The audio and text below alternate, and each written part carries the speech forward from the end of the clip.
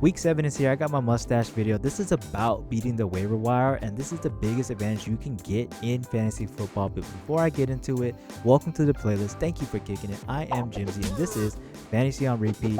This is my first time doing a mustache video, and I just love finding high upside players that are just kicking it on the waiver wire. This is why I enjoy doing the sneaky sleepers so much, and I got that link for you too at the end of the video or down below.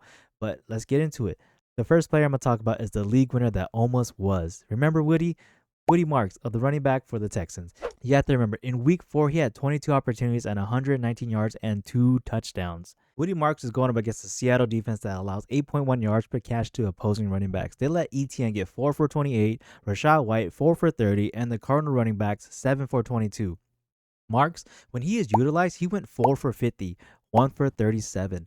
They need to use him in the passing game, and they can do it in this game. And now that the Texans are done with their bye week, this can be another candidate for the post-bye rookie bump, and I'm hoping that the Texans can finally use him the right way. You should go check if Woody Marks is on your waiver wire, because a lot of people dropped him after he had a breakout week, and then he gave a dud right after that. But he's, like I said, he's coming out of the bye, and if he can be utilized properly and he has another usage spike, he's not going to be on the waiver wire anymore.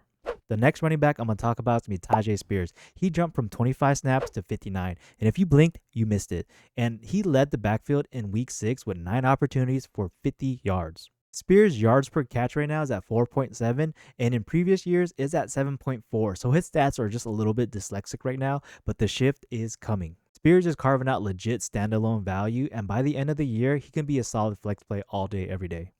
So you want to jump on it. You want to stash Spears before the breakout narrative hits and everyone's like, oh, you got to grab him off the waiver wire. But it's all good because you already jumped on him now. And my last running back on the list, we're going to be back at it again. And it's going to be Kyle Monangai. Swift popped up midweek with the injury, so that just opens up the door again for him to be in a position to eat. And the Bears are favored at home by 4.5 in a fast-paced matchup against the Saints. If you didn't see either, Ben Johnson schemed up a screen just for Kyle Monangai. That was 25 yards. The trust is growing. If you saw that play, it showed his patience, his vision, and boom, he turned on the Jets. Monangai should see a roll bump in high-tempo games and could slide into flex territory quickly. He's a sneaky stash, and he's the type of back that you want to be on early before it's too late. Sticking with the same team, we're going to talk about Luther Burden, the wide receiver for the Chicago Bears, because something's in the air over there. There's a lot of groin injuries. They had DeAndre Swift, they had DJ Moore, and are we going to see a MJ flu game for DJ Moore, the groin game? Oh, pause. Something is going on in Chicago for sure, and Luther Burden is right in the middle of it. The fact is, he's got 11 to 12 targets for 150 yards. He's got a 146.5 passer rating when he's targeted. That is the best in the NFL. Him and Caleb Williams are starting to click. This bodes very well because the Saints defense allowed 18 touchdowns. This is the 4th most in the league. And I'm telling you, the Caleb and the Luther connection is starting to look elite, and he should be emerged as the most consistent wide receiver 3. And you got to add him now before the chemistry turns into a next week waiver wire frenzy. I'm going to take a break here because I realize I'm talking about multiple players on the same team. But again, this is fantasy football, and we know absolutely nothing. Joe Flacco versus Aaron Rodgers, the Senior Bowl has proven this. My must-sell, Chase Brown, all of a sudden decided he wants to play football again. And again, it's never over until the clock ticks 0. And it's just very unpredictable. But hey, we're trying our best. Another wide receiver I'm going to get to, he is now officially the wide receiver 1 for this team. It's going to be Elic Ayomanor. Calvin Ridley has been ruled out, and now it's time for Ayomanor to really eat. And if you can remember, Ayomanor posted a monstrous game. He had 13 catches, 294 yards, and 3 touchdowns. And this game was versus Travis Hunter in college. Talent has been confirmed. He's not scared of competition. Currently, he's the 3rd receiver, but he's easily going to climb this rank. He's going to pass Chigo Kwanku, and he's going to go over Calvin Ridley. Again, Ayomanor should lead the Titans in targets with Ridley out and could stick as a high upside stash for the rest of the season. Stash him now. He is this week's under-the-radar stash. And let's not forget about this next wide receiver. It's going to be Darnell Mooney. He is quietly back in the mix. He had limited practice, but is trending to play for Sunday Night Football. Last year, he had 64 receptions and 992 yards. He was very close to 1,000 yards. 8 yards, man. Do we really expect that Drake London's going to get 51% of the passes from Michael Penix all season? Nah, I don't think so. Darnell Mooney's game reminds me very much of Jerry Jeudy. They have awesome footwork and can get open.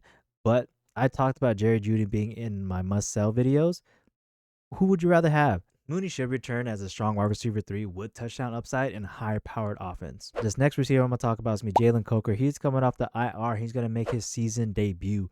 And the Panthers right now, they're a very hot topic, mostly about their running backs. Canales loves his slot receivers, and Jalen Coker is bigger and stronger than Hunter Renfrow. He's going to eat here. He's a perfect fit for the slot receiver role. The rebirth of their run game has been very exciting, and you know this offense is very functional, yet they're missing their primary slot receiver. And this, from an offensive standpoint, the Panthers have more points than the Niners, the Seahawks, and the Packers, the Chargers, and the Texans. Why wouldn't you want to be a part of an offense that can score a lot of points? Jalen Coker is a quiet stash now because when the Panthers offense really clicks, he's going to headline all the waiver wire videos.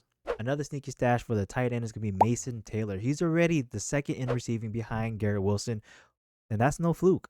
He's producing volume and yardage without touchdowns in a weird Jets offense. Let's look at this fact that Justin Fields, your starting quarterback, is scared to throw the ball. Low key, maybe he still has a concussion, but if he throws the ball, Mason is eating. Garrett Wilson hyperextended his knee, which means hyperextended time of leave.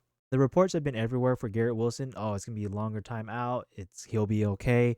We just don't know yet. If the stars align, though, Mason Taylor's going to be the hottest waiver wire ad because he was eaten. But the good thing about you is that you're going to have him on your squad already, and you'll be sleeping perfectly fine because you have him, and you don't have to worry about fighting people on the waiver wire. Add Mason Taylor before the touchdowns actually start to hit because he's a fringe top 12 tight end rest of season.